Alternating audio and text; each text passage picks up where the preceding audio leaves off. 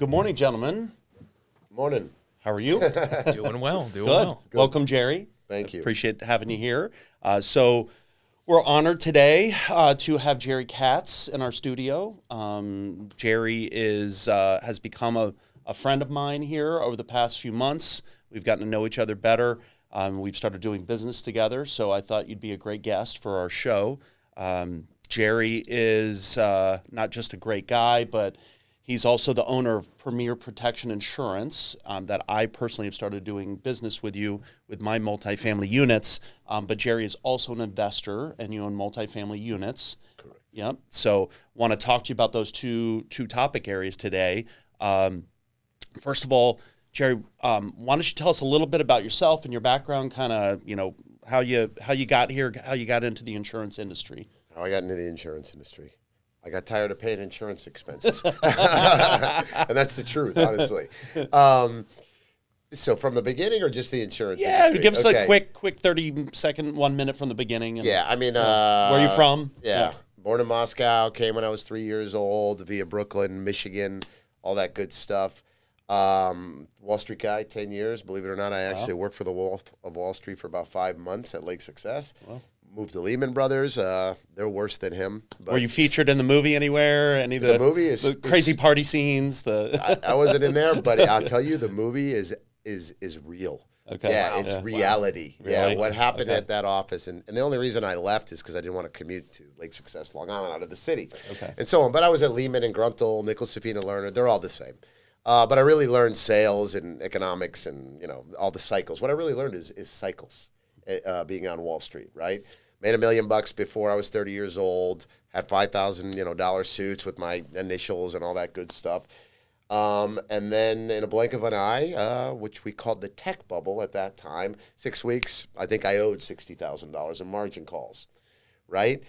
So what I learned is I don't like to do anything that I don't build an asset or recurring revenue, right? Because in hardcore sales, whether it be Wall Street, car sales, whatever, you're only as good as your last deal kind of thing, right? So today I'm involved in things with recurring revenue, assets, and things of that nature.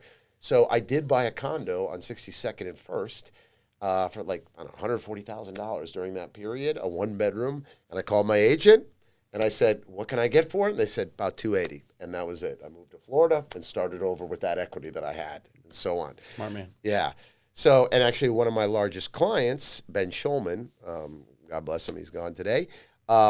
He was my client on the equity side, stocks and things like that, but his money came from multifamily, trailer parks, and he used to ride Harley Davidsons. I had a Harley Davidson, so him and I got tight, and he showed me how to buy multifamily in Harlem and things like that, and cap rates and cash on cash and all that kind of stuff. Mm-hmm.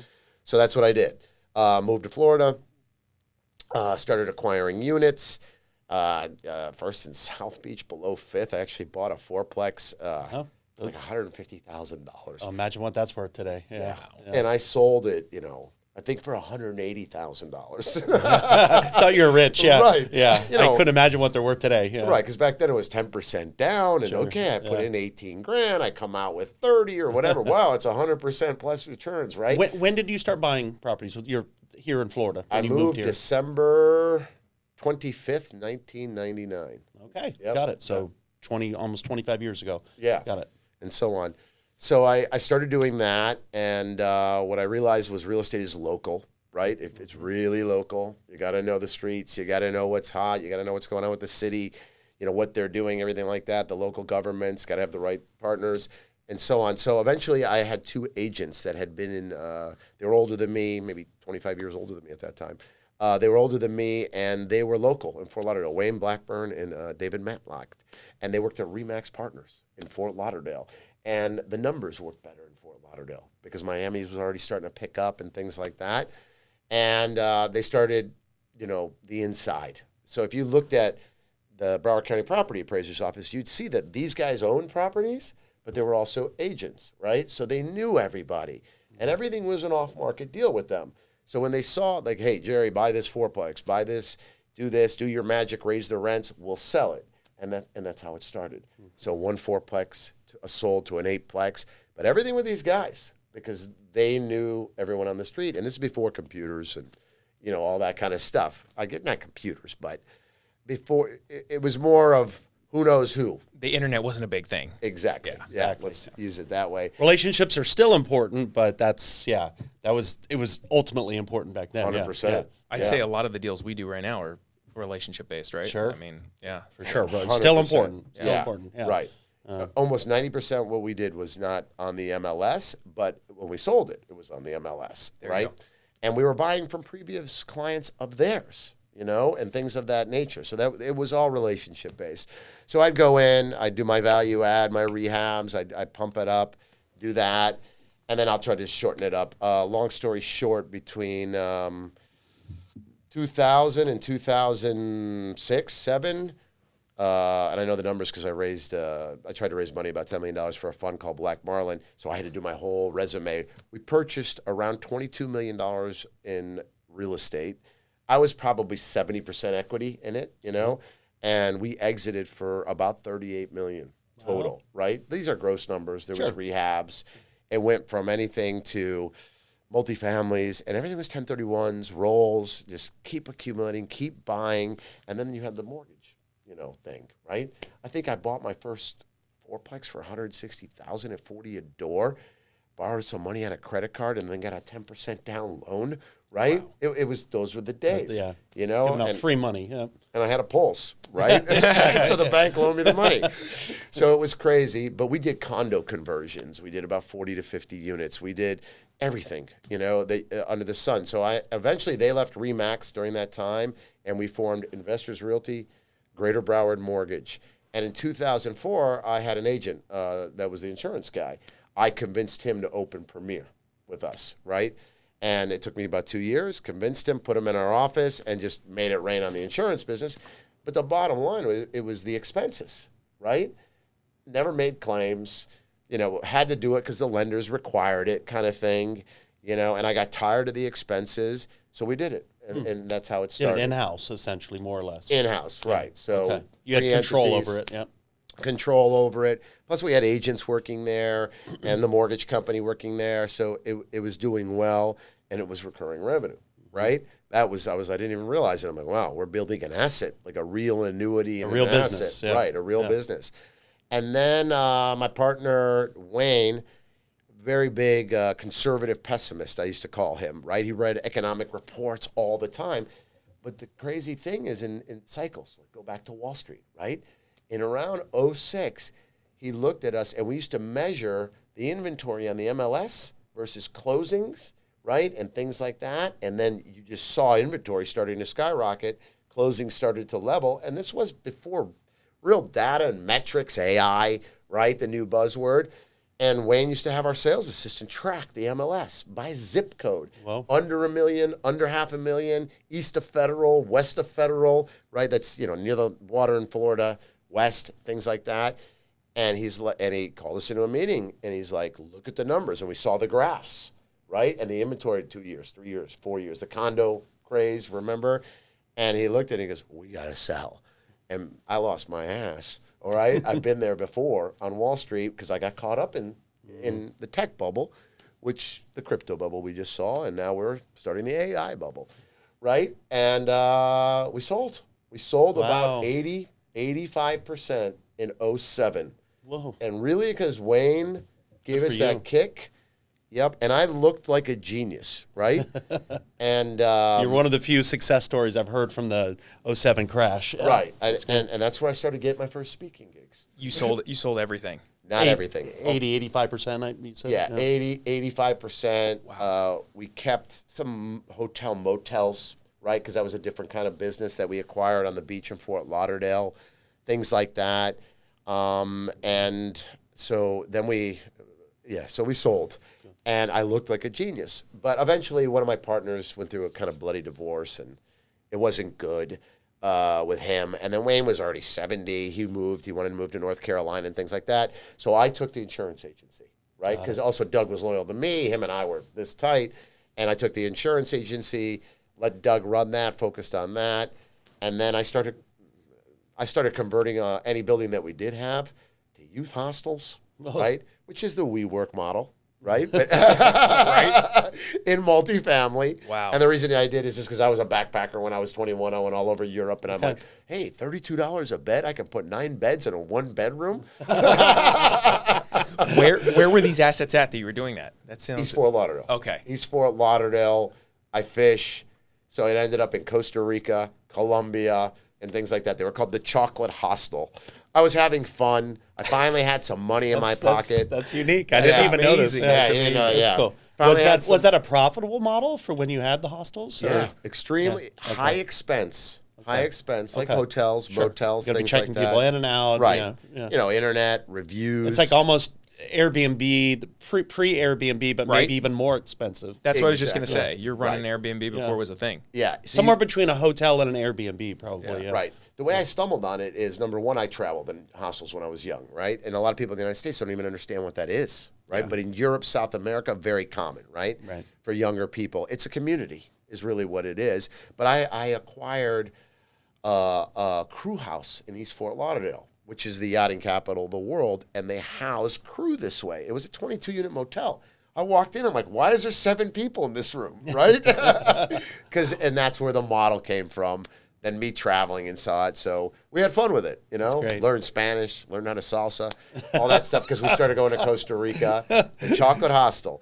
But Why haven't I learned how to dance salsa in my apartment, my multifamily buildings? Yeah, I'm doing something wrong here. Right. Yeah. But if it just real quick, and then we'll finish that, is the so that model is gone. It's gone. So about 5 years ago, revenues are dropping. Why? Airbnb, right? Completely. The hostel.com and hostels with a Z was the largest booking engine for that world, and you'd have a community, and Facebook. It wasn't even Instagram and things like that. TikTok didn't exist, and people were creating apps. It was crazy for booking, but that model's gone because the Airbnb model, you know, it just derailed it. Sure. They don't need it anymore. They still do it for communities, but where there was 10, now there's 1 hostel. You know, and it's the community so you can meet people. Got it. Yeah. So that's the story. And What'd you do with that asset?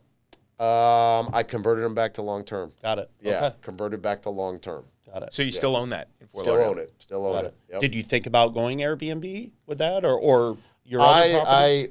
When I came back, eventually Doug had left the insurance agency, right?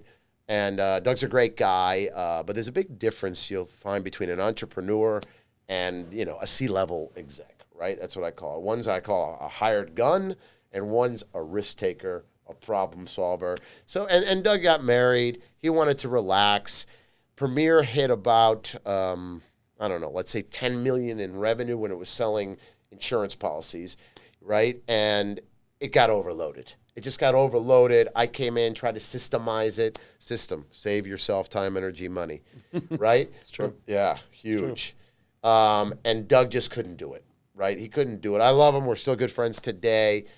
But, you know, mindset's a big thing, right? And somebody who thinks that no one can do it as well as I can is probably true for Doug, right? And no one can do it as good as him. He's an insurance genius, right? The guy is just super sophisticated, super responsive, delivers everything, right? But you're going to work 80 hours a week, right? Unless you delegate and scale. So you reach capacity, and then customer service drops and starts to collapse. So that's when I was getting the calls from all the investors who were my peers at that point, right? What's going on with Premier? Came in, systemized, did it. After 2 years, Doug, you know, it just didn't work out. So eventually he left. what point, now what year are we in where you're taking over Premier fully? About 8 years ago. Got it. 8 years Okay. ago. So about 2015-ish. Yeah, I took over Premier. Got it. Came in, systemized. Now, you had been involved in it peripherally Yeah. up to that point. Obviously, you were a part owner in that, but Correct. Yeah. but you weren't active on a day-to-day basis until 2015. Correct. Never had an insurance license. Got it. Oh, right? wow. Never had an insurance license because he was the licensed one, right? I was the rainmaker, right? The entrepreneur, the money behind it, guaranteed him 3 years' salaries to start, made sure clients walk in the door, that kind of thing. But I trusted him impeccably, you know, because he did my insurance, right? Sure. And no one did it better. So that eventually collapsed, not collapsed, but Doug eventually left. He got married. Got it. He got a big check His dream was to buy a DeLorean. He bought one. No Loved way. him. I swear. He went back. He went back to the future. Yeah. Did he leave with flames? He loved it. I swear. He bought a DeLorean. And by the way, it never ran right after that, but he loved it. Those were terrible cars. Yeah. My brother-in-law grew up. His father had a DeLorean and lived in our neighborhood. Yeah. It was always on blocks. Like the engine never worked. I think I took him in at like 24, right? So he walked with almost a $500,000 check at that point. Yeah. And we had a great partnership agreement, and he came in, dropped it on my desk. He went to Peru, eventually got married. Today he's a COO of one of my competitors. Okay. Right? That we're still friends, and I know that competitor, super cool people, but he works 40 hours a week, and he's happy. Yeah, it's good. Kids, and family, now you're working the 80 hours a week. So exactly. who's the sucker and who's the genius? Yeah, right? exactly. No, so I'm joking, but yeah. So you took it over in 2015, and you had to I won't say learn the business, but relearn it or really dig your heels in and roll your sleeves up and get to work, right? Correct. So, and then you got your license shortly thereafter, I assume? Yeah, as soon as, within 60 days. Got it. Things okay. like that, yeah. And then, so from there, 2015, what was the book of business like? What did you have then? At 2015, he had dropped to maybe 7.5, 8 million. Got it. Things of that nature. Okay. High turnover staff. That was the problem. And I don't want to miss the details on how you got there, but 7.5 million in 2015. Where are you at today? Probably 35 million. Wow. Yeah. Okay. 35 million gross. So premium. 5x. You 5x'd it. Okay. In 8 years. Yeah. Yeah. That's awesome. So yeah, fantastic. So no, it's good. And so how did you get there? How did I get there? I had a competitor in the multifamily world that used to compete with me, a guy named by the name of Goran Dragoslovic. All right, he's a Serbian guy. He's hilarious. His favorite word is buddy. Hey, buddy. Right? And he's super happy. So when we were buying all those units back in the day, he was always competing with me, right? Like in this. So one day I got a phone call, let's have lunch, buddy. So we had lunch. We hit it off. Great guy. He loves to say how easy real estate is. I love America, right? It's like, that's how he is. Today he's got 365 single-family homes, nice. Wow. 1,200 multifamily units. Very impressive. Yeah. So he's like, listen, stop bidding it up, buddy. You want this? I take this. I take this. So he introduced me to Entrepreneurs Organization, YPO, EO, it's called. And it's an organization of entrepreneurs, 54 countries. We engage leading entrepreneurs to learn and grow from each other, right? Our core values are the same: thirst for learning, trust and respect, give back to the community. And it's a big vetting process, basically saying, okay, I trust you, Jerron, and I'm going to let my kids stay with you for a month, right? If you're at that core value system, right, they'll bring you in. And you have to have a minimum of $1 million in revenues, and back then it was at least 5 employees, right? Organization was founded by Steve Jobs, a couple of guys from Shark Tank, Kevin, not Kevin O'Leary, but the other Kevin, forgot his name. He's one of the guys behind Celsius too, which I know is it's here. Here, right, exactly. So that organization, and the big thing with that organization is there's 2 rules, right? We go through something called Gestalt mindset training, right? Which basically, he's a German psychologist that says you can't tell people what to do.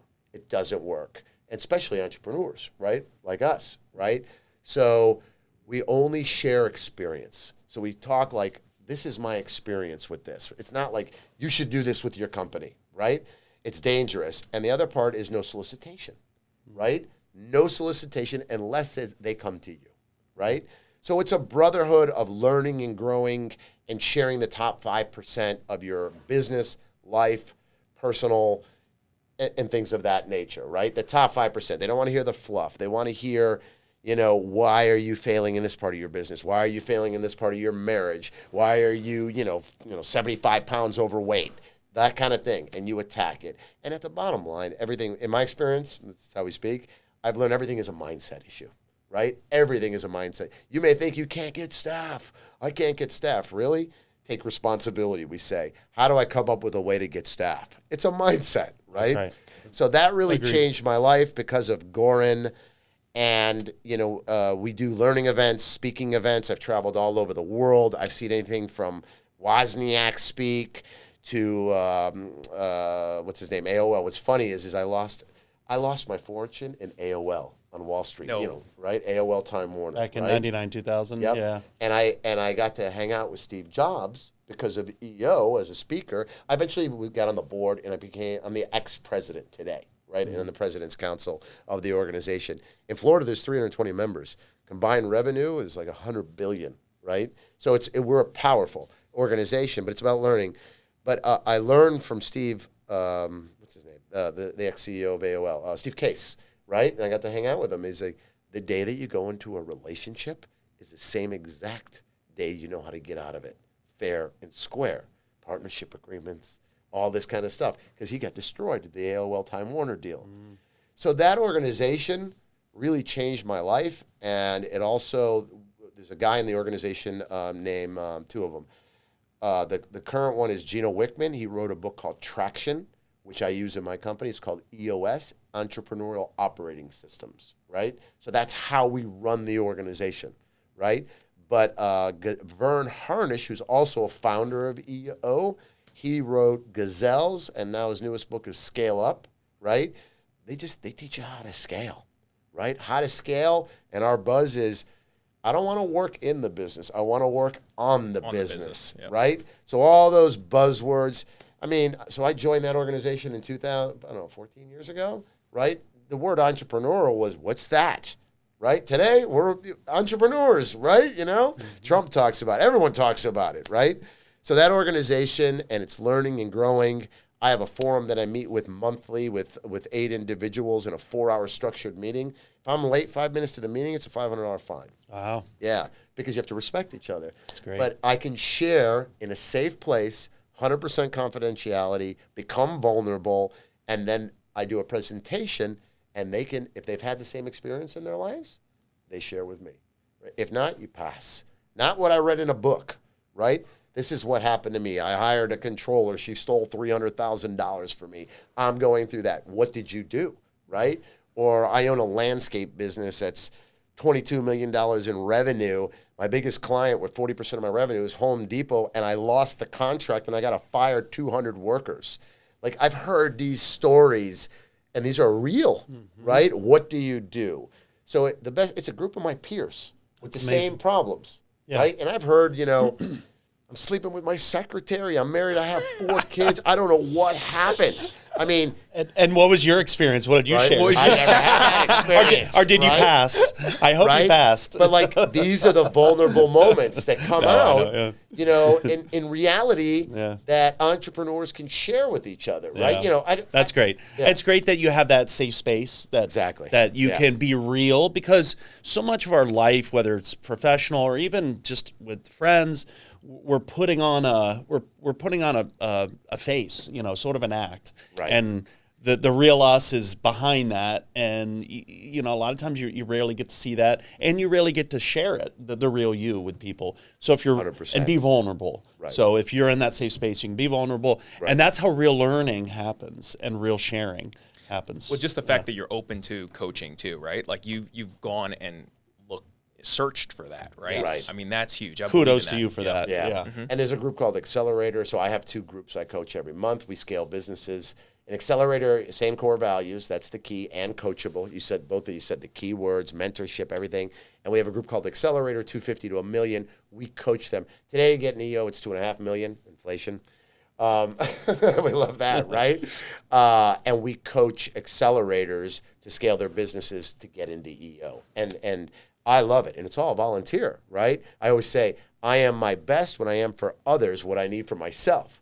So I can't, right. true. So I'm in there, you know, I'm at my company executing maybe 80% of the crap that I learned, right?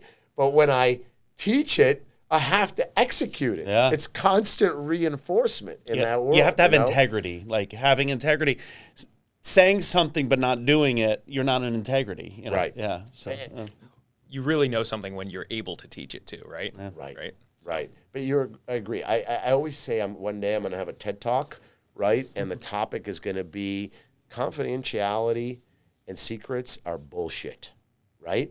You know, obviously in a legal setting, sometimes, yes, certain things like that. I mean, Coca-Cola's not giving away their formula. We get that, right? But like if you're truly living authentically, you don't have anything to hide. I agree. Right? You sleep well at night. You are who you are. And at my company, we have core values. We have core behaviors. We go another step, right? And we thrive on open and honest communication, right? And we thrive on mistakes. If you're not making mistakes, you're stuck. You're not coming out of your comfort zone. When you make a big mistake, yeah, obviously we don't want the company to go broke or bankrupt and everyone lose their jobs, but we applaud mistakes, right? We're like, okay, we learned. And believe me, big mistakes happen, and it's okay. It won't happen again. I mean, that's the key, right? And that's the joke. Like, when I was single, got my friends, my people, like, how'd you get that hot chick? How'd you do this? And I know I'm not the best-looking guy. I don't like to say I have any money, but people always ask me at a restaurant or bar, what do you do, right? That's especially in South Florida, right? And I just have my line was, after being single for, I'm married today, was, I make mistakes. And they go, what do you mean? I go, I make mistakes. Like, what do you for a living? I go, I make mistakes for a living, right? But the difference is I try not to repeat them, right? And that's the key. And then I never get into it, right? And when I said that, all of a sudden people, got closer to me, right? Opposed to, what do? I run a $35 million company. That's true. Right? Yeah. Everyone around the bar here in Boca is a multimillionaire. So, right. It's, Exactly. So they don't need to hear your net worth. Yeah. Right. But that's another thing that you pointed out here, being vulnerable and, vulnerability, showing that you're a human being, showing that you acknowledge that you can make mistakes. I think it's an endearing quality, and it does magnetize people to you. Another word is being humble, Correct. Having humility. And that's exactly why in business are here. In business and life, yeah. What would you say are some of your top mistakes that you've learned from, especially in this growth phase, like between 2015 to 2023 and building the business? Okay. Since you took over Premier again. Yeah. Right. I'll tell you, the biggest mistake was, I don't know, maybe 10, 11 years ago, right? And I could be at fault, too, for some of the Doug things that happened, right? So, and this was my first couple of years of Entrepreneurs Organization, right? So we had an office, and I would come by a couple of times a week. They knew I was coming and things like that. I normally walk into the office. You hear people on the phones, people laughing, giggling, whatever, by the water fountain. That was the joke and things like that. And that day I walked in, and it was kind of silence. It was around 9:20. And I walked in down the hall. I'm like, where is everybody? And then I looked around here. Where is everybody? And then they were in the conference room. So it was the core team, really. I had an assistant there, Tanya. Doug was there. And it's funny, right? Now that you brought this out. Okay, so I walk in, and I'm like, what's going on? What's going on? And they sat me down, and I'm looking around, like, what's going on? And they were all going to quit. Wow. My team was going to walk out on me. Wow. Mass mutiny, yeah. Mass mutiny. And I was like, what? What's going on? We're killing it. We're killing the goals. They're killing the goals. And I learned a lot about myself that day. And it was because nothing they did was good enough for me. And that was the thing, right? We'd knock out a goal. We'd hit this policy amount. This didn't matter. Because I was the rah-rah guy, the cultural leader, right? Not the ops guy, the worker. I wasn't, in the trenches. I was the rainmaker / goal setter, right? And they were going to walk. They were going to walk. And at that moment, I had my aha, my 2x4, my forehead, whatever you want to call it, right? And I literally broke down in tears because one of the, Doug, first of all. So they brought you in the room and they're sharing with you why they're upset and why they're leaving. It was a roasting. Okay. Yeah. And you took it. I took it. You sat there and you listened. The top of my conference table. Yep. But you could have been resistant to that feedback, and you could have walked out, and your business probably would have folded. Correct. So I have a feeling I know where this is going. So correct. So you listened, you cried, I listened, I cried, and I begged. And you begged. And I begged them to stay. Got it. 2 stayed. Wow. Oh, yeah. Out of how many? Really? Out of of your core team? 7. Out of 7. So 2 5 stayed. left. Oh. My core assistant, Tanya. Okay. Doug stayed. Okay. He stayed. Got it. But the other people, they left. They were just done. And then I begged them. I promised it would never happen again. That must have been a mess. Looking back on it, do you blame them? Like the person that you were 8 years ago compared to now. I blame myself. Okay. And I'll tell you, I mean, that's what have you put in place to kind of, because I'm dealing with this a little bit too personally. I'm that personality. I'm very transactional. Right. We're doing so much business. We're busy. So the focus is let's handle the customer and just get it done. And I forget about everybody on the team, right? Right. Yeah. So I get it, because we're in ninja mode, right? We're in warrior mode. Like clients calling us, and that's my biggest anxiety, right?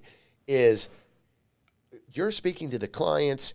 It's, you have your integrity in your word, right? And then the team is screwing it up or something like that. And that's the anxiety and the panic as leaders that we all go through it. Right. Believe me. Yeah. And we've got to trust the team and things of that nature. But it was a wide opening awaken. And what's funny is in the next week, I know where I got it, right?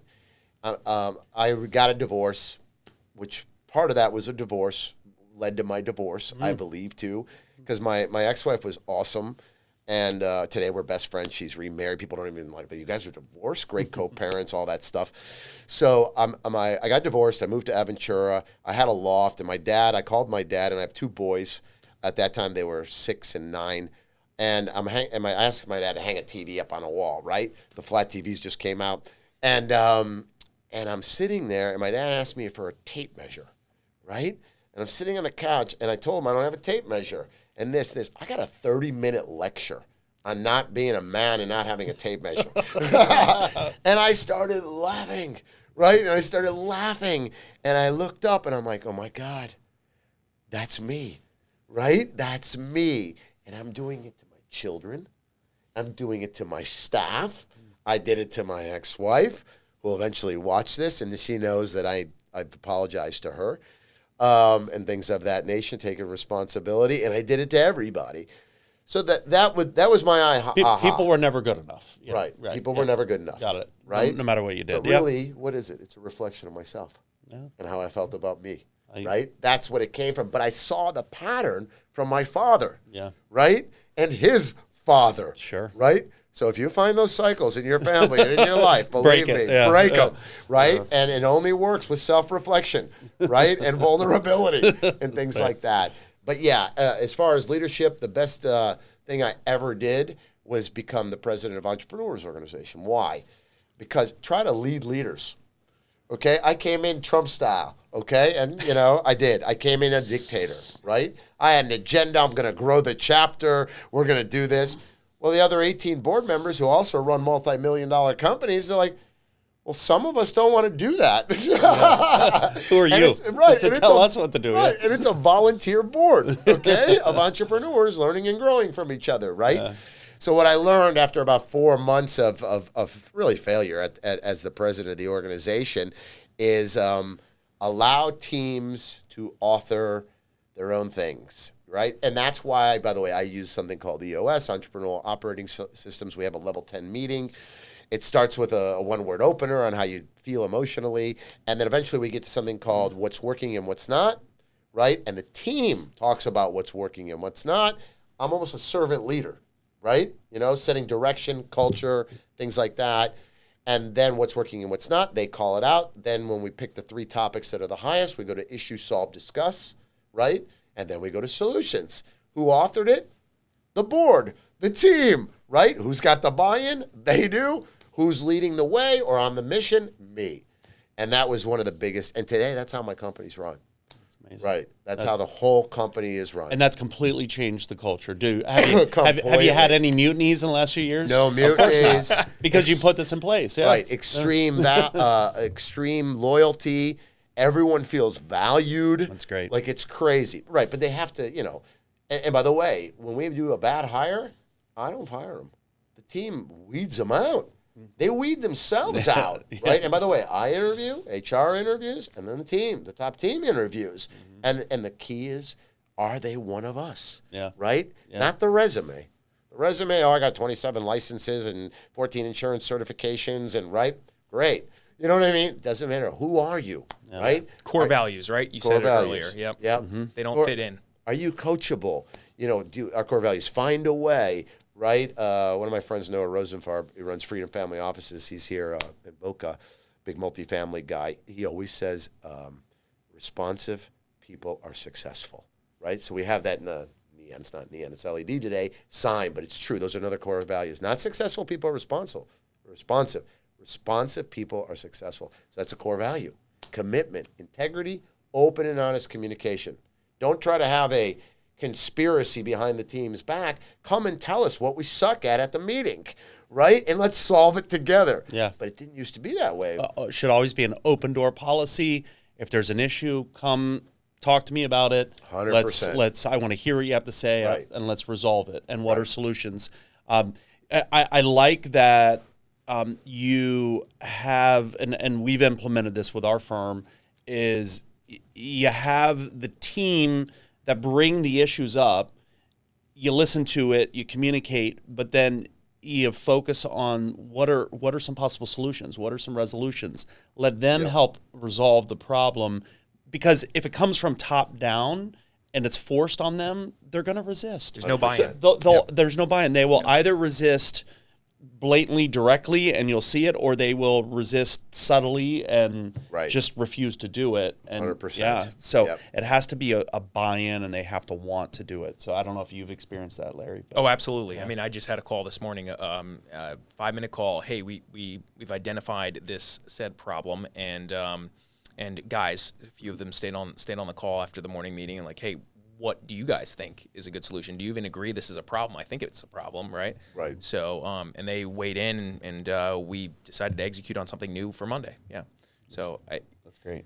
Yeah, just shoving things down people's throat, not the solution. Yeah, doesn't work. And listen, there's also a limit to our knowledge too, because we don't live in their heads and we don't do their daily tasks and their jobs.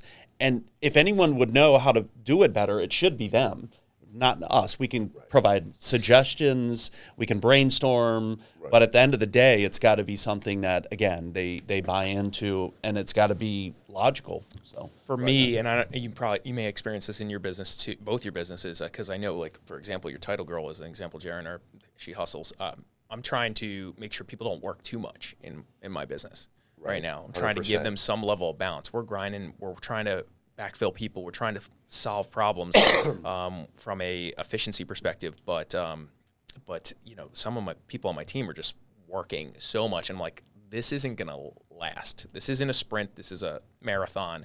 I've actually, at GE, when I used to work for GE, that's what some of my bosses used to communicate to me. Larry, calm down. Because that's my mentality. I'm just gonna go, and then I burn out, right? So yeah, right. You get excited. I call that ninja mode. I'm in ninja mode, right? Totally. Yeah. You don't want to be in monk mode all the time either. But a balance, balance, right? Balance, and I'm either one way or the other. It's like it's like hard to be in that middle, right? So I have to be aware of that, and I'm trying to be aware of that for my people as well. Right. Yeah. Jack Welch, he ran that company like a madman. That's what I've been told from people that work for him in the logistics world and things. But if you read his books, I mean, I'm not saying his style doesn't work, right? Jack Welch built General Electric to this monster, right? But from his books, and I don't really read books. I listen to audiobooks. And he ran his company like monarchy style, dictator style, I was told, right? Hardcore, right? And it worked, right? You know, we've seen that it can work, and I'm not saying it's the only style that works, but for me, like, what do I want to be known for, right? He's the richest asshole in the graveyard.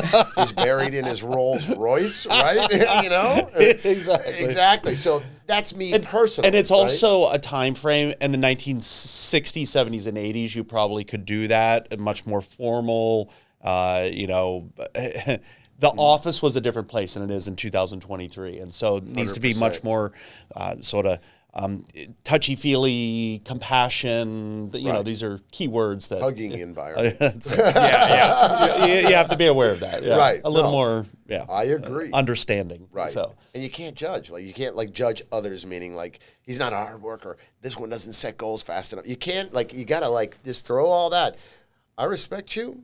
You know, I don't judge you, and you have your strengths, and that's another thing that I learned is I take responsibility for everything in my life, right? It's always my fault. That came out of Darren Hardy's book. He's the author of Success Magazine. Yeah, The Compound Effect. That's the book, right? Yes. If everything is my fault, and I'm not saying it always is, but it's a great concept to live by, right? I agree. I am no longer a victim of anything. Yeah, take right? responsibility for everything. Everything. Just do Everything. it. Everything. Right. So if I have bad staff, but we made a good hire that meet our core values, it just means I put them in the wrong seat, right? Maybe. That means I also learned from Gary Vaynerchuk, which he's the biggest mouth on TikTok.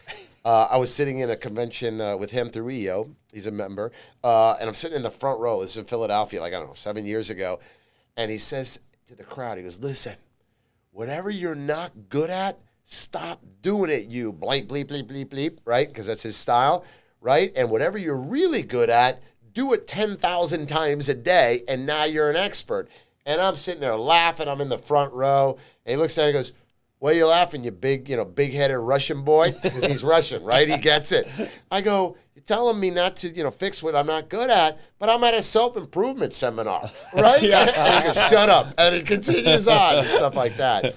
But it's real. But that is real. And you're talking about that goes along with putting people in the right seats. You have to understand people's strengths on your team. And for example, if you have someone that's very charismatic and they like being around people and talking to people, put them in a customer client facing role. Whereas if you have someone that's more of a doer, they're not very social, they're not very they don't enjoy the client communication, don't put them in that kind of role. Put them in a more execution, operational type role. 100%. And that's just one example. There's many examples. Some people are just better at certain types of tasks, numbers, whatever it may be, more analytical. Right. You got to set people up for success, not for failure. And then also in our personal life, for example, I have a partner in my law firm, and Conrad, awesome guy, was in the Army, was a sergeant in the Army. He was a teacher and then went to became a lawyer kind of in his 30s. Great guy with integrity. He's much more operational than I am, better with IT, with tech, with systems. And I know that. I'm not a very, very detailed guy when it comes to those things. So he's in charge of all that. We've divvied up our responsibilities.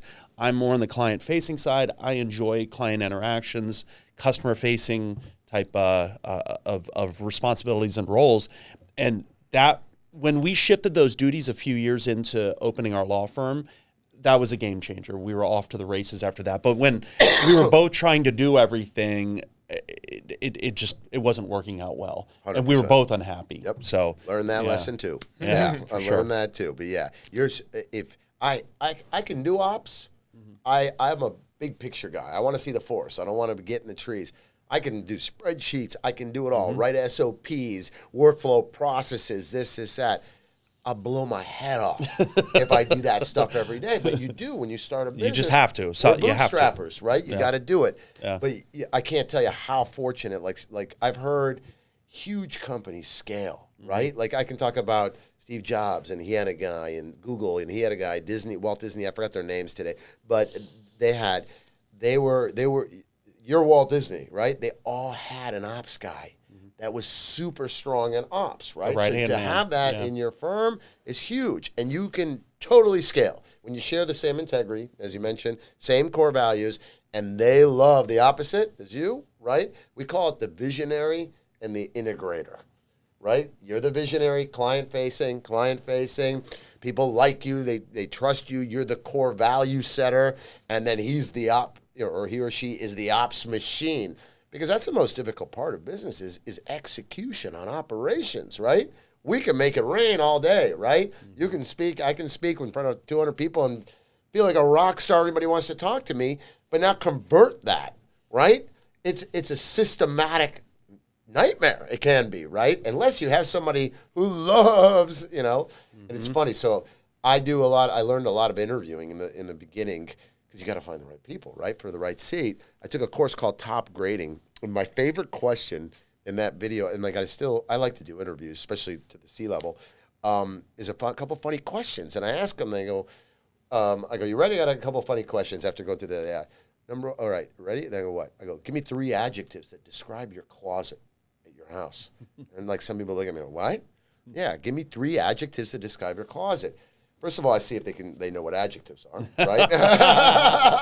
Because people they're in a panic or this or that. Shoes, right. clothes. But what I've noticed. Not adjectives. Right. Like, ask me about my closet right now. Disaster.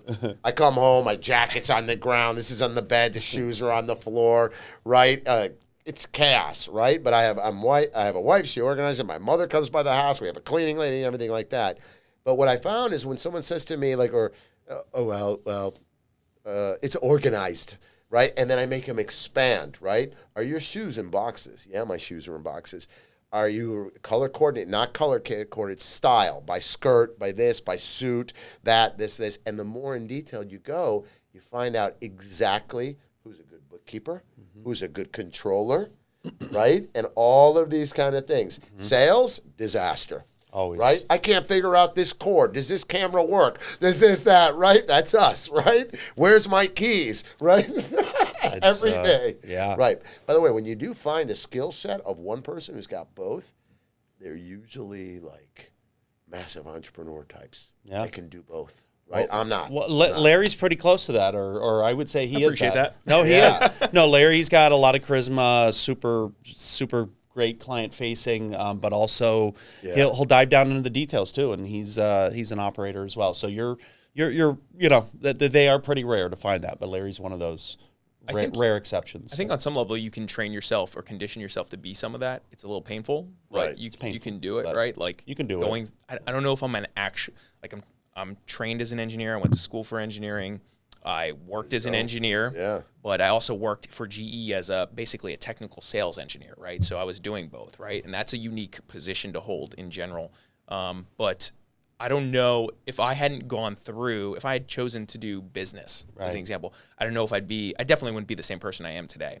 That like rigorous, difficult process. I was not like the Steve Wozniak, right? I was not the guy in the engineering program that was like just able to just spit out this code and solve these problems. I had to like beg those guys to, hey, spend some time with me, 2 hours on a whiteboard and break this down for me after class, because I'm like not absorbing this as fast as you guys are, obviously. So I'm not that like super genius. It was painful to get through school, but through that process, engineering is definitely like a thinking degree, right? So you end up coming out of that with that mindset, and you're just conditioned 4 or 5 years of just like how to being break down stuck. problems, Yes. how to fix things. That's all you do all day. Solve problems. Right? It's just problem solving. Came out of there not being able to write as well, maybe as some business or writing students or whatever, right? But definitely problem solving for sure, and system creation for sure.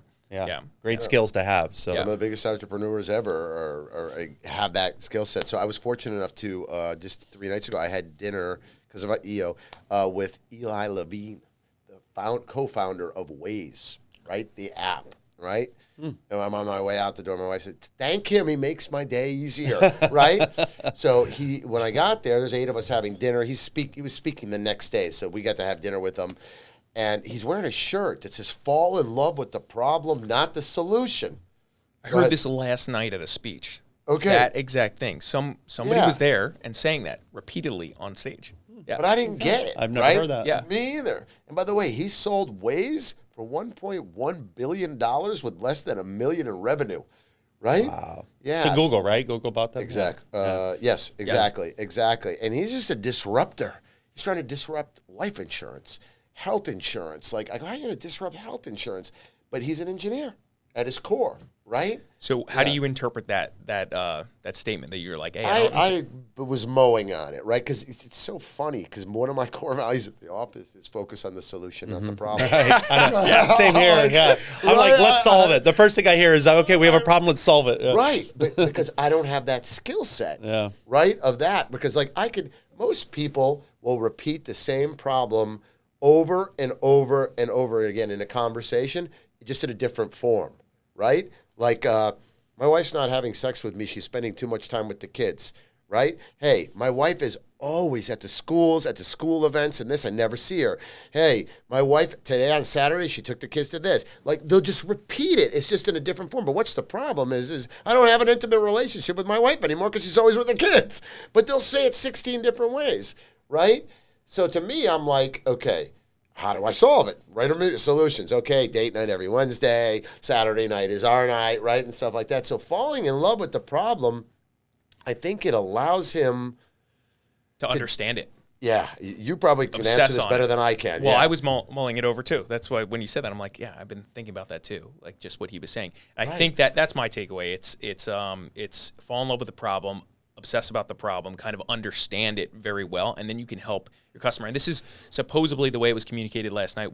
It's when you're thinking about a customer's problem, when you're the customer you're servicing. So like in the insurance business, right, or in my real estate business, like, hey, what's their problem? Really understand the customer's pain points, really get clear on that, and then you can solve it really easily. Actually find out and understand what their problem is. Don't just assume what their problem is, etc. There you go. That makes sense to me, yes. Yeah, that's how it was communicated to a degree. Yeah. Right, because he was coming from an engineer, right, who created ways. I think it's also, too, from an even higher level that as an engineer or a entrepreneur who's an inventor, I'd say, let's use that. An inventor, you need to find the problem first in order to find what invention is going to solve the problem. So you need to fall in love. A problem, it means there's an opportunity there. So because there's not a little widget in the market, and if you need to understand the problem first, then you can create the widget out of that. Right. The widget he created was Waze. What was the problem? The problem was you could get maps. I remember we used to have MapQuest 15 years ago. You'd go on, you type in the address, you'd print out the instructions to get there. That's great, but you didn't know the traffic patterns. You didn't know if there was someone, a cop. Yeah. Great. Love the cops thing on Waze. That's fantastic. Or traffic slowed down or an accident. All that stuff. That was the problem. And I think it's a mindset thing too. Yeah. It's a mindset thing, like you were saying earlier. It's like, I love problems. How can I solve these, right? Right. Yeah. So now he's diving into health insurance. That'd be amazing if he can solve that problem. By the way, one Good thing luck. I learned from him is he launches in Europe, right, and stuff like that. He says, "Well, the barriers to entry are easier. It costs less, and they accept things more openly, right?" And his other statement was, "It only has to be good enough in Europe. In the States, it's got to be like people are such critics and stuff." But like, think about it. So he's falling in love with the problem of health insurance, right? Which is a massive problem, right? So their problem that they spend 2 years looking at the problem. That's what he was saying, before attempting solutions. And I guess, I don't know. It's strange because my core values are the opposite. But I do agree. And so we're in the insurance space, right? I've seen cycles. Cycles are critical, right? To understand that everything is a cycle. Everything goes up, down, everything. Yeah. What is the problem right now in Florida insurance? Yeah. Well, I think we know what it is, but I want to hear from you. Yeah. So I put out my first video on the problem soon as the hurricanes hit. Right? Was it August or September? Right? I think I shared that video with you, a couple of you guys. Right? So I put out a video preparing people. Right? So just to back up, a lot of people may be watching this in Missouri or Washington. They don't remember, but we had a big hurricane that came through last year and hit the West Coast and hit Fort Myers, and that area caused billions of dollars in damage. And that's one of the issues that's causing the problem now. Which I'm in my summary, the problem is that insurance premiums here in Florida have skyrocketed, especially in the past year. I mean, they've been going up, but this last year it's been insanely high. Increases out of control. And I'll get into one of my properties that you've solved the problem with, but I had more or less 100% increase in a premium on that from year over year on a sixplex that I own. And you were able to solve that problem for me and get my insurance premium back down to the original amount. It went from $9,000 to $18,000. You're able to get that back down to $9,000 by getting me into Citizens, which is the insurer of last resort here in Florida. And it was amazing. And that's one of the reasons why I've moved all my business to you. You're also helping me on a number of my other policies to get savings too. But let's go back to the problem. So there was the hurricane. So there was a hurricane. And as you mentioned, Florida is not alone, right, in this problem. So we've seen it before. Anybody get fire insurance in California last 3 years? Okay. What about earthquake insurance in California? So natural disasters. I skied in Lake Tahoe this year. I've never been there. It's beautiful. They got 585 inches of snow this year, right?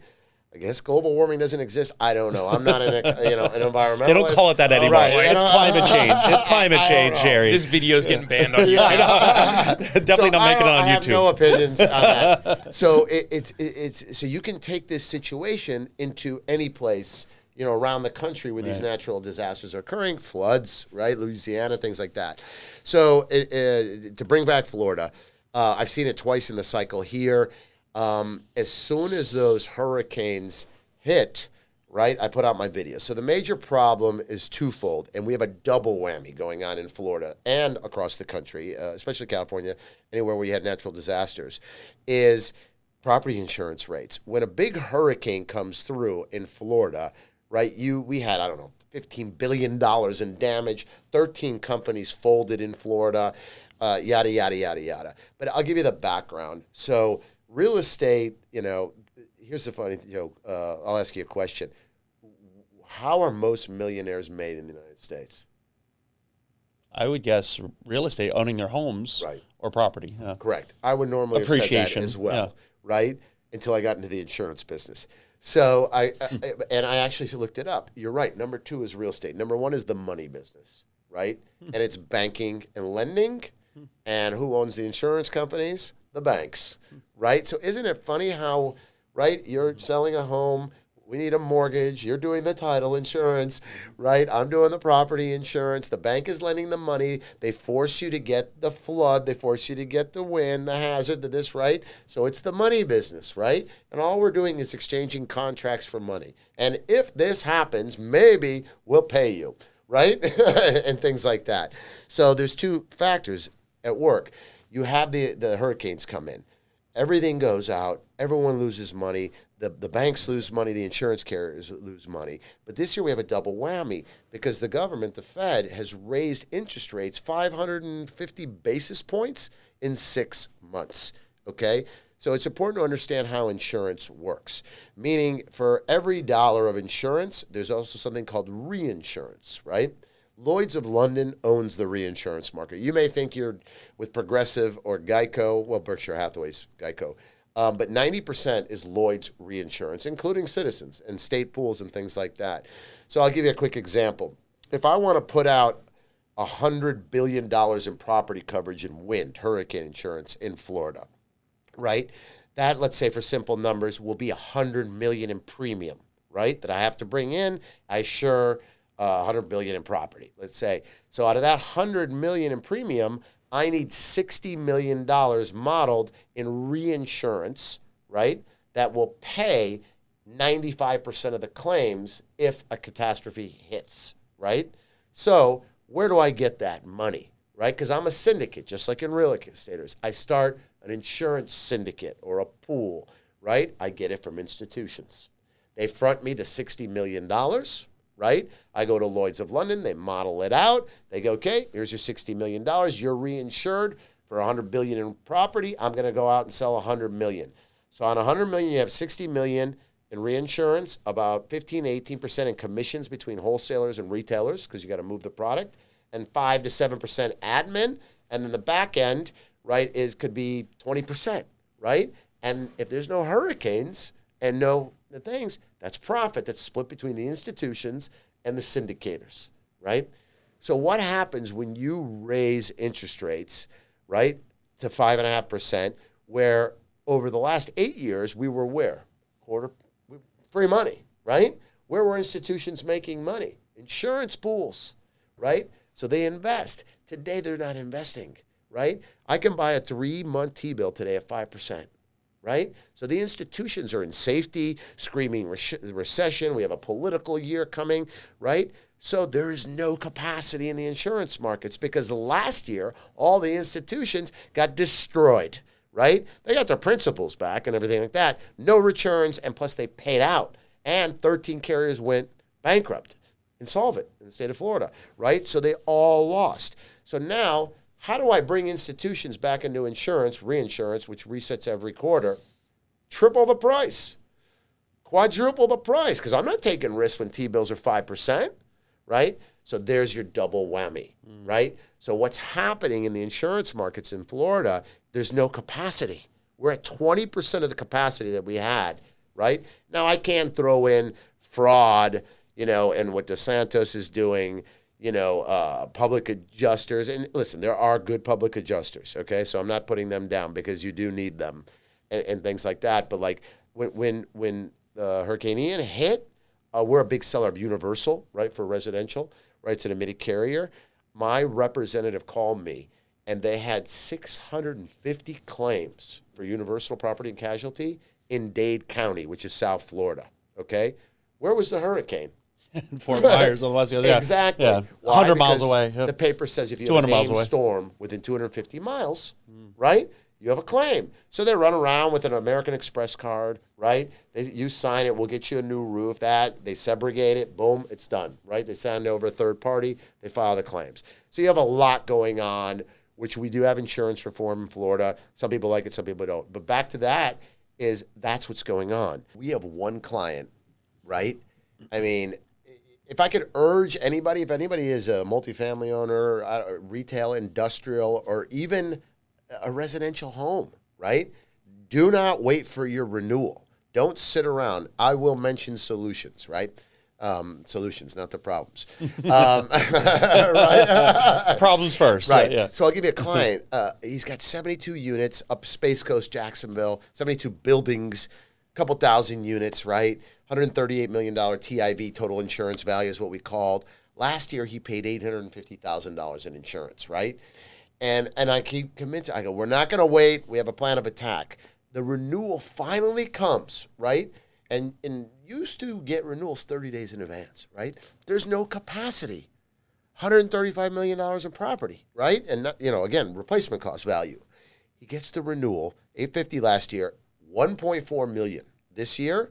And out of the $135 million, $5 million in wind with a 15% deductible. I mean, it's not even insurance, right? Why did it go to $1.4 million and I lost $130 million in wind coverage? And right? your lender won't even probably accept that. Well, lender will not accept it, right? The majority of the loans are non-recourse, Freddie, Fannie, right, which are extremely stringent, insurance guidelines.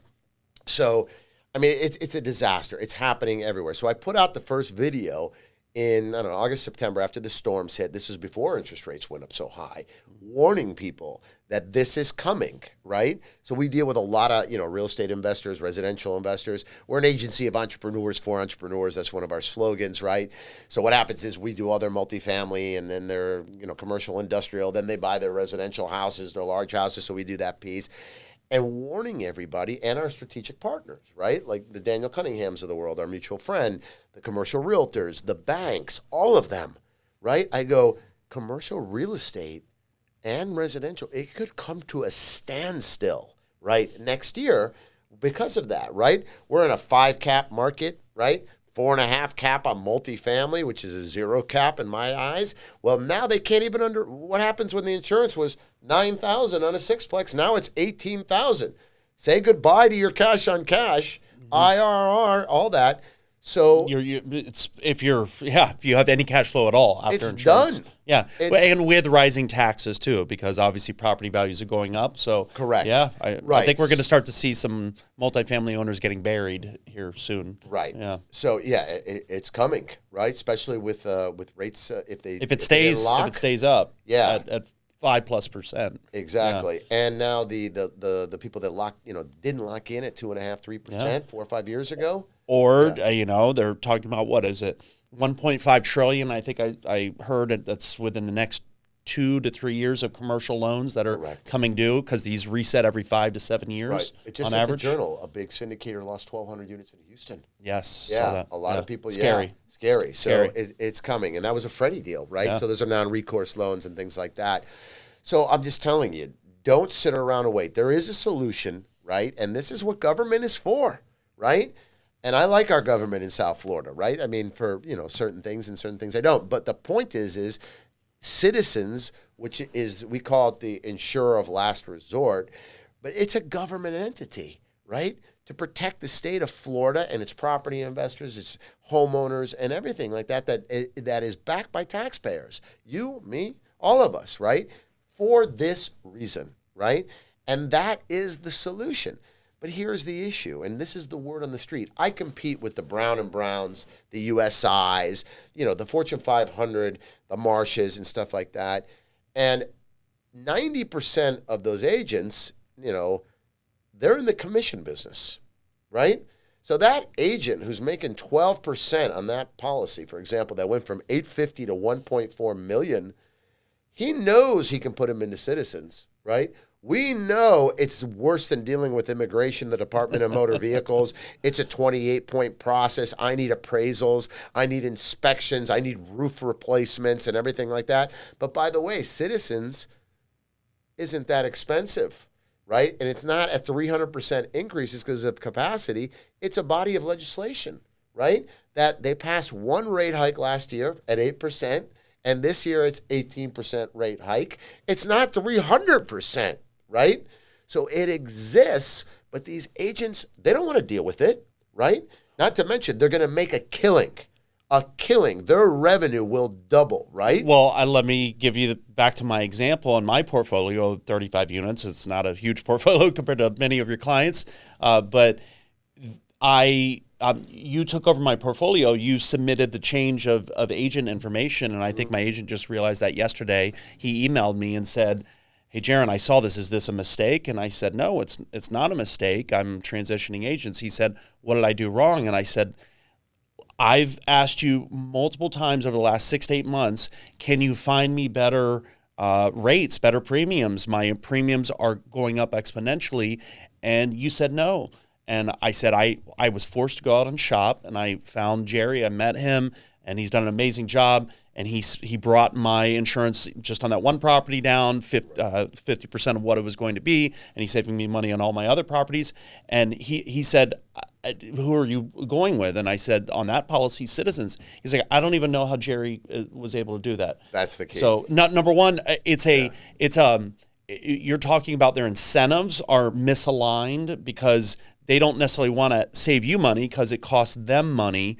And their commissions, but it's also a knowledge gap. Not all agents are made the same. Correct. So I don't know if you've experienced that. I totally agree with that. I've dealt with this more so recently too. There's new processes in place as well for Citizens to approve certain homes to get insurance too. And we've had buyers shop like 6 different insurance people. 5 of the 6 said, "Can't insure this, period, you can't do it." Right. And then one guy that understood, like you understand, shows up and is just like, "This is how we do this. Yeah, it's going to take work. It's going to take work. I got to do all this stuff. I got to wait for them to approve it, all these things, right? But we can do this." And so we've closed 2 deals recently on the resi side doing that process. Otherwise, no insurance available. No insurance, right. It's zero, right? How do you close deals, right? It put this at a standstill. So, yes. So when I saw this in September, and again, this is the second time we've seen this. The difference today is the interest rates. Last time was Doug was a master of this. That's Doug, we learned it from you, right? He was the master because he fell in love with the problem, fell in love with the solution, because I wasn't going to accept my cash on cash disappearing. And the lenders are underwriting debt to equity ratios, right, at 1.25 last year, right? You buy a 5 cap, right? So let's say you're at a 7% cash on cash return. Now you're at a 0, right? And the lenders are still demanding the insurance requirements in the win because they have to protect their money and everything like that. We understand it, and the banks own them and everything like that. So, but you're going to be underwater on all these deals, not only because of interest rates, but insurance and so on. But you're absolutely right. So I scrambled, and you have to make it affordable, right? Because in crisis, there's opportunity. There's also gouging, right? And this is a crisis.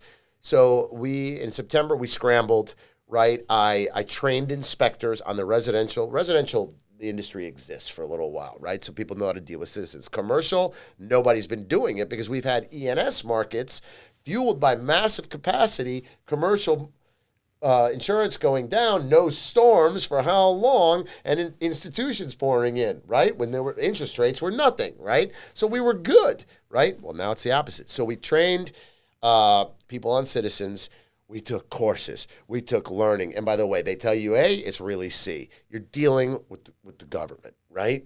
And you're dealing with, it's very difficult. Very difficult. But as long as you disclose the process, we mastered the process, then you can stick it to them, meaning the government has to be accountable to their own process, regardless if someone says, oh, I don't like the pictures of your roof.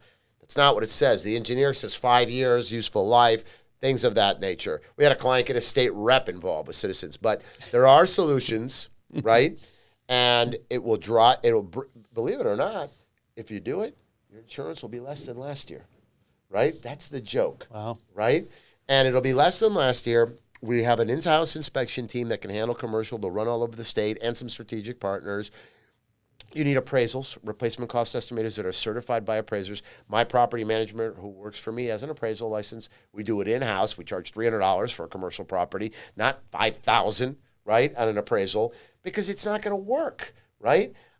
This guy's got 72 buildings, right, on 6 locations, right? Remember, each building has to be underwritten in Citizens. Replacement cost estimators with a real appraisal in the commercial world, right? Then inspections, roof, electrical, wind mitigation credits, right? Fire resistance, the cheapest. It's also wind resistance, concrete roofs and things like that. And then you got to upload it to a government website portal, right? A 200-page merge PDF with color photos. My staff is working 7 days a week. Like, it's unbelievable, like you mentioned, and they're overworked, right? But, like, we're bringing on like $1 million in premium last month. Because what's happening is the other agents, first of all, They're not able to do it, and are unwilling to do it. Yeah. Unwilling, afraid, and they're making a killing, right? Yeah. It sounds also like they're not set up to do what you can do. I mean, Correct. you have a moat around that right now because they don't have the humans probably to do all that legwork, right? Yeah. So you had to prepare, right? Yep. And I've been warning it, right? And that's, kind of how we met, because there are strategics and the commercial realtors. I mean, commercial real estate, they can't get deals done. And if you're using non-recourse lending, forget about it. So I had one other solution. I approached a local credit union, right, that wanted to get into heavy commercial lending. They've been around. They're $5 billion in assets and stuff like that. I know a couple people on the board. I approached them in September, and I said, if you waive business income, right, because Citizens on the commercial side doesn't do business income, and if you waive wind you can pick the properties. You can tell the client to put a new roof on. You can tell them that instead of spending $100,000 insurance, do hurricane windows, right? New construction codes work. They're class 5 hurricanes. We've been through I don't have wind insurance on my house. Newer construction. I sat in my backyard having coffee, through my hurricane glass, watching Wilma go by, right? Flood serious. That's another thing. So I approached the credit union, and they agreed to do it, right? Mitigate the risk. Because why? It's a nonprofit, portfolio lender. They loan members money, right? We referred them over $70 million in loans. Wow. And they're willing to do Win-win. it. Look at Right, that. 24 to 36-month window. Thinking outside of the box. Right, thinking outside of the box. They're not going to give you no wind insurance, on a Probably near the intracoastal. right, or something. on top of the ocean. Right. But if you're 3-4 miles back, right, or west of 95, right, newer construction, this class goes even 1960s, 70s, what we call joist and masonry construction down here, they're willing to do it. These buildings have been standing for 50 years, 60 years. That other one up there is a concrete, it's lower income housing. They're concrete boxes, concrete roofs. They've been there since 1954. Right. Right? So the point is this is when you fall in love with the problem and then you deliver the solution. That's right. And strategically, it's really like that was one of my best things. And you offered the solution. What an amazing opportunity this is for you to have grown your business. And you just mentioned you brought on $1 million in new premiums last month. It's it's going to be, if it's not already, an avalanche heading towards you in a good way. Yeah, in a business, good way. an avalanche of business. So, Yeah. Kudos to you. And I think every business has these time periods or opportunities where you have to be prepared for it. It can be change in economy or change in rates or whatever it is in your business that you just have to be prepared. It can be a seasonal thing but you got to be ready when the time's right. So as an entrepreneur, I don't think you get to where you're at with like out really enjoying or being obsessed with your craft, right? Because you wouldn't have dissected that early on. You wouldn't have been ahead of the game if you didn't care a lot, right? Right. And I'm gonna, I had a lot of units at one point, but what I also learned is I've got to focus on one world, right? To really hunt multifamily in a world of 5 caps. That's a full-time job. It's a full-time job. Like I have a client, Goran, I mentioned 365 single-family homes, 1,200 units. He's been doing this, forever, right? Since, he brought me into EO. He just bought a 64 unit yesterday. He called me and goes, add 24 houses to the policy. Because he knows everybody like you, right? He knows everyone, attorneys. He's been doing it since 1992 in a local area, right? He gets calls, and everyone's like, how do you do it? It just comes to him all day long, right? And things like that. But you're absolutely right. 2 things come to mind. I was watching the Berkshire Hathaway shareholders meeting. They had the videos on CNBC. Yeah. And Charlie Munger, one guy asked in the crowd, he recently said that the commercial real estate is in for a recession. Yes. Right? He made that statement. So someone addressed it during the meeting. And he says, yes, he agreed, mostly office and things like that. And then the other one is there going to be any opportunity? He goes, opportunity always comes from people's mistakes. And the crowd starts going like that, right? But you got to be ready, right? Yeah. And you got to be in an industry obsessed kind of with what's going on all the time. And it also started for the solution for myself, right? And by the way, greed is bad, right? And these other guys, they think they're going to make a killing, right? And I'm like, yeah, for 12 to 24 months, right? But we're taking clients from my competitors, who have been with them for 8, 9 years, because some of them are Fortune 500 companies that refuse to do it. And there is risk being with Citizens, right? Meaning the process and they don't hold an effective date. I'm negotiating with banks. They're not negotiating with their banks. They don't even understand what a debt-to-income ratio is, most insurance guys, right? But fortunately, since I'm part of the world of multifamily, today I have about 144 units, some retail, some industrial and stuff like that. But, going back to what I said, I can't hunt all the time. So I hired a property manager, 27-year-old, the appraiser guy, Justin. I trained him to hunt. But today, I'm more of an LP in deals with guys that I trust, share the same values. LP, limited partner. Sure. Instead of a general partner. Taking a passive role and an investor. I'm a passive money role, investor. Yeah. Correct. Instead of an operator, right? Because I did that before. And I found, and it's usually with my clients, because I see how they do business with us. Mm-hmm. I see how we respect them, they respect us.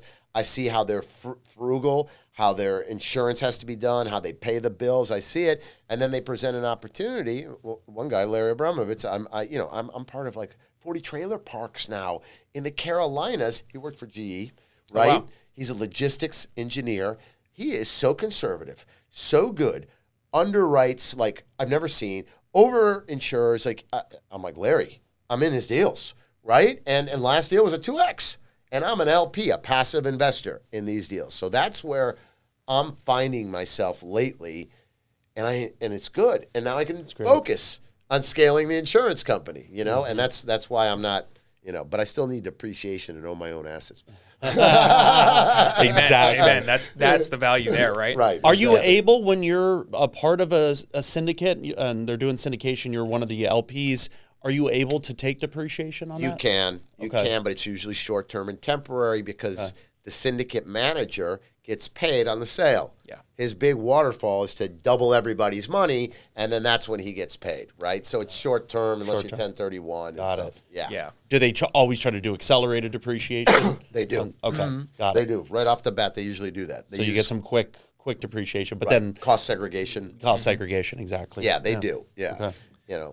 Okay. But I think so. That's interesting. So same for me. Recently, as prices have come up and the caps have kind of come down, cap rates have come down, I've spent more time focused on my brokerage business than hunting, right? Because it's just and I think I go through those phases where I spend more time on the business that's has the better opportunity, right? Right. So exactly. Yeah. And I don't think what's really wise, I think, from your mindset is is just the lifetime value of a customer. You're thinking about that right now. You're taking business from competitors, and you're in it for the long term. Me and my business partner like to say, play long-term games with long-term players, right? Exactly. If you can get into a business where you do that, and you're playing iterative games, so like games where you continually get better, like you're doing, you end up in a situation where you're way ahead of the competition long term, right? Right. So that's incredible, I think. And the most people win because of the compounding effect, right? Just like we do in real estate, that goes for business too. Compounding your knowledge, compounding your influence, right? All of that. 100%. Yeah. 100%. And you're right. So I had to make a shift at one point. When I took over Premier and came back in and decided to scale it, I was the real estate guy, right? Where's Jerry? He's at the courthouse. He bought some, vacant bar. He's going to develop, you know what I mean? Because I was a hunter under a rock. He found a new deal. That was with my partners. That was my role. Find the deal, be the operator, rehab. They were the, sales guys, the agents and so on. So you're absolutely right. I had to change my face. Right? So one of the coolest things about you, Jerry, but also so many of our guests and people that I meet in business who are typically over 45, 50 years old, they've gone through at least 2 to 3 complete career transitions. I mean, even you've gone through one complete career transition and you're still in your mid-30s. Mm-hmm. But and I have too. Even though technically I was a lawyer, I was working in-house, corporate, and then started the law firm and doing real estate now. That was a complete transition. But it's fun when you do. It's scary, but it's fun when you do that. Starting something new, learning, growth, the whole growth phase. But another point too, back to what you're saying is, you right now are growing market share, although maybe you're compressing your profits per customer, per client, because before your policies you were probably making much more. Now you're going to Citizens with the majority of them. Good point. But the market, once the market turns in 2 or 3 years, rates come back down. They're all our clients. They're all your clients, and then your profit margins are going back up to where they used to be. Right. So that's where the exponential growth happens. Citizens pay 7.5%. They don't even pay on the full premiums, right? And yes, we're taking short-term sacrifice for and capturing market share. Yeah, so we are doing that, but again, we're growing in volume, and there's ways to make it up, right? You can charge a $500 consulting fee. Like, we try not to, but it's you're right. It's earning the client's trust and offering the solution where they've been with people for 7 to 8 years thinking, he came to my daughter's wedding. How can he send me an insurance policy? It went from $350 to $785, right? In one day without warning me, right? Yeah. Like, it's like, and yeah. So, you know what I'm saying? Yeah, that's not fun, It's not fun. Sometimes you're the bad guy, just due to industry. And they're not all saying, like that, but we've been hearing these stories and, you know what I mean, and so on. So, I don't, like, as I get older, right, and this is my spiritual side today, right, it's weird, though, how we start to approach that, right? Like, I was born in Russia. Religion is poison, right? Communist, that's what they say. But I was still stamped a Jew on my passport. My wife's Catholic. My ex-wife is half Catholic. My kids go to St. Thomas, and we're Jews, Catholics, whatever. I don't care. You're a good person. I don't care what you are, all right? As long as you're a good person. And that means giving to others, right? And helping each other and so on. But the longer older I get, I guess, started Justin, who you met recently, Pax Properties, owns a lot of hotels. He turned me on to a Stoicism book, right? I don't know, 10 years ago. And then that's one philosophy, but it's also in all the other philosophies. Stoicism. So what I call it the laws of the universe, right? And there's certain laws, right? If I breathe out carbon monoxide, trees give me oxygen. It's a fact. I can't change it. The tides rise, sun goes up. All these are laws of the universe, right? If I die, the insects eat me. I turn to nitrogen, feeds the trees. It's a symbiotic universe that we live in, right? So what I've learned is if I understand the laws of the universe, I can go through life with wind in my sails, right? You get it.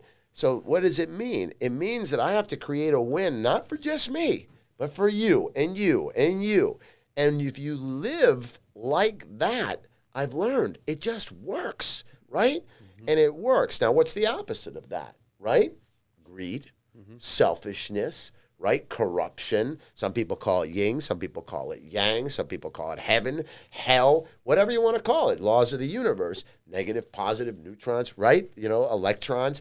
It's interesting, though, how it works. And along that, when I first meet a client or someone maybe I'm doing business with like you, the first thing I think about, because I've been trained to think this way, it's not a natural way of thinking, but how can I help you? Like, what is it I can help you with? Right. And then, listen, normally if you're able to help someone, it comes back to you. You don't even always have to ask for it. So you could mention it, what kind of clients you're looking for, or whatever the case may be. But as long as you're focused on helping the other person, it comes back. And that's it's not a natural way of thinking. I think it's something that you have to train yourself to believe. Right. Yeah. And that's why I love this country, right? Because we live in a free country. I still believe we live in our founding fathers with the Constitution, freedom of speech, freedom of religion, all that stuff, right?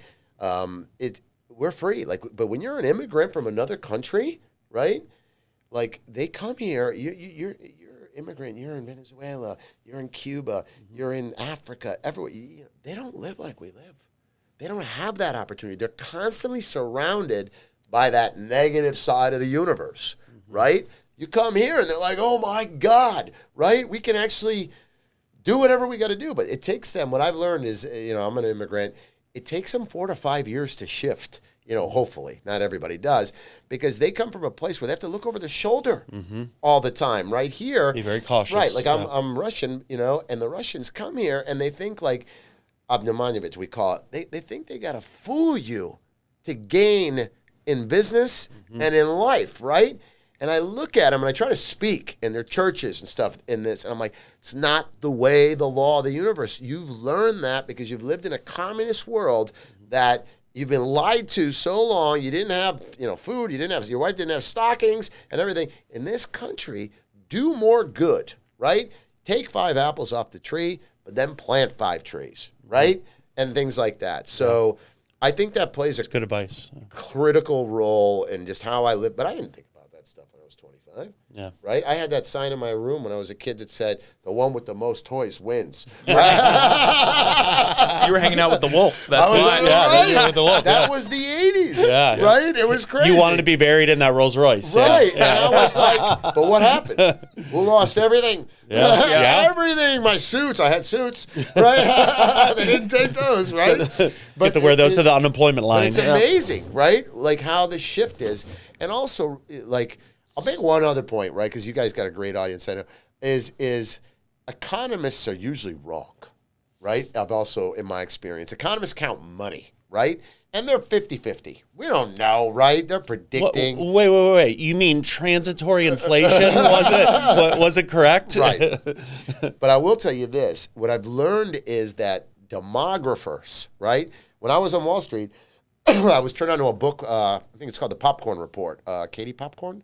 So she's a demographer, right? She publishes every few years, and there's about 5 or 6 good ones if you Google them, right? Demographers count people, right? They don't count money and all that stuff. So when you count people, it works, right? So one thing I didn't know, I just recently listened to an audio book from, I forgot his name, but he's a demographer. I think it's called Rise Up is the book. Is it Rise Up? Yeah. Okay. And it talks about the workforce in the United States, right? And I wasn't aware of the numbers, right? So obviously we know in the southern states what's happening. The people are migrating. Our markets, $3 million houses that went to $6 million in 24 months in COVID, right, are now off $500,000, right? We get that. It's coming in and stuff like that. But the multifamily, and that's not coming down. It's not. It's not coming in. When you're seeing millions of people crossing that border every year, I mean, now that Title 42 is expiring, it's going to be absolutely insane. Right. Multifamily, blue collar workforce housing is not prepared for this influx. Those rents are. They're not falling. I don't care even if we have a recession. Right. I mark my words; those rents will not be falling. Right. Yeah. So speaking to that, I think thematic investing is like the term, right? It's like you follow these demographers and you invest behind that theme. And we've all done well in this market because we've invested behind that theme, right? The theme of, hey, this population growth, there's not a lot of this workforce housing. You can't really replace it. So, how can you add more inventory and to combat the population growth? You can't. Right. You just can't do it. It's crazy. Sure. It's right. Too costly. I think 75% of the workforce in Key West lives in Homestead, which is a 4-hour bus ride. And the state, the city, or whatever, they provide the busing. It's crazy. I mean, that's a problem too. But one of the other main points of that book, which I didn't realize, right, is so they draw, there's an overlap of the baby boomers, right? So right now we have the millennials, right? And if 5 years ago, all the entrepreneurs are, I can't hire these millennials. I'm not putting a beer keg in my office and bean bags. They want to show up at 10, leave at 6, right? No way. So what he does is he says, look what happened in the 60s, the baby boomers, right? So today there's 330 million people in the country, but according to the book, right back then there was about, 280 million, and the baby boomers were about 68 million people, right? They created the largest wealth in this country in history because of sheer population growth, right? So he talked about they were the hippies, right? The kids after World War II and everything like that. They got IBM to remove the tie. Love, sex, drugs, and everything. And then eventually they became the entrepreneurs and eventually Republicans, and that's but it's funny because they didn't want to pay taxes, right? Yeah. And that's exactly what happened. But now they went back to both sides. But whatever. Demographic shifts. Sure. Yeah. So, but that's what happened, right? And what happened is they fueled the stock market boom of the 80s. They fueled every boom that you can think of. You know why you and I know what diet soda is? Is because that's an aging population in the 90s that had cholesterol. So whenever you have a market size that big, 90% of television commercial marketing caters to it. So here's a surprise, right? Millennials, right? I think the average age of a millennial is 37 or something like today. We have 330 million people in this country, and according to the book, there's 122 million millennials. The largest workforce is now entering peak into the workforce age, right? Remember, they were living with their parents, right? They need housing. They're getting married, all these kind of things. So you have the largest population in history of the United States entering the workforce and peaking.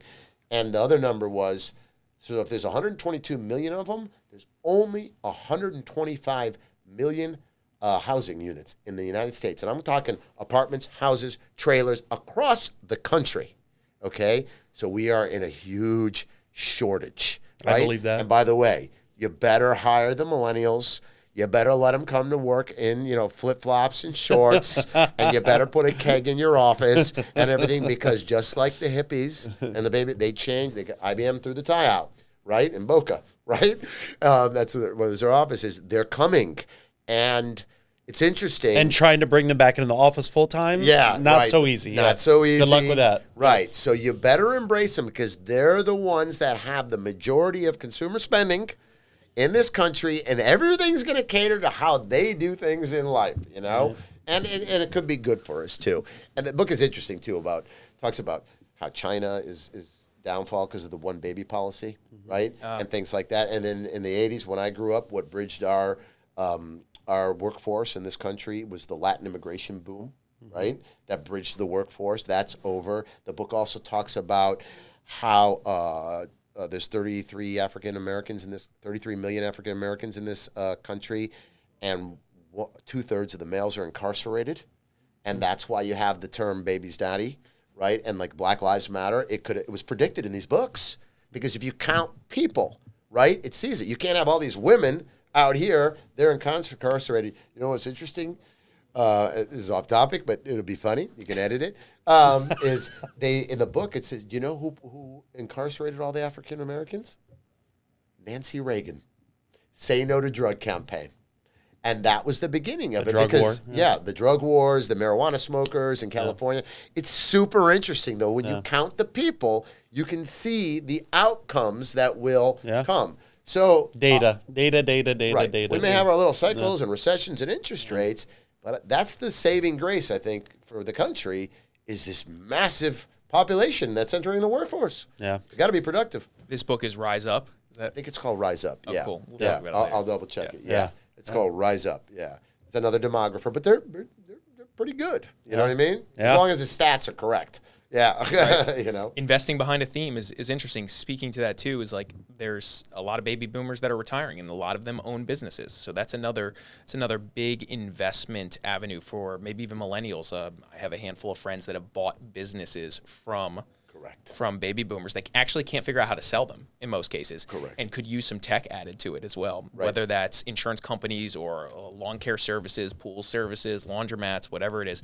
I've seen a handful of people do really well with that, and the financing is interesting in that space too. Right. Yeah. You're probably seeing a lot of cash deals, right? Cash deals or seller financing. So wow. And you can usually get a what's it called, an SBA loan on these things. So you can actually, which is interesting, is a side like thought of mine is it's super interesting because you can get maybe like 90% financing or fully 100% finance if you combine the seller finance piece with it. So you can buy these businesses, and if you have a system in place and you're an entrepreneur and you can work these things, you can maybe have some good investments there. Right. Yeah. What I was referring to as cash deals is in your market of the luxury homes and things like that, you're seeing more and more. These are the baby boomers, right? They've got cash. Absolutely. Right? And they're buying it. And that's how they're dealing with their crisis with interest rates and insurance, because cash you can pick and choose and things like that. And so it is interesting. By the way, the average age in insurance, that's my biggest issue is staff.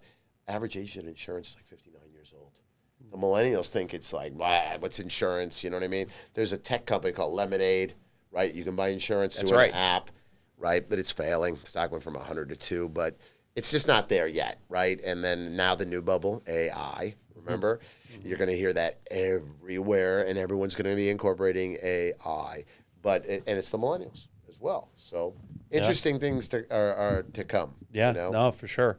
Well, I think this was awesome. This was very informative, Jerry. You're a great guest and becoming a good friend. Appreciate you. Thanks for joining us today. And Larry, any final words? I learned a lot. Yeah. Thanks, Jerry. Appreciate it, man. Yeah, I did too. Thanks for having me. Right? And we only hang out with people with the same core values. So, but it's real, right? They would never ask me, and I would have never come if we weren't the same type of people. If we weren't aligned. Right. So, law of the universe, we attract. That's right. we'll put your contact information for your company in the details below the video. And if you enjoyed this video, please like or subscribe, and have a great day.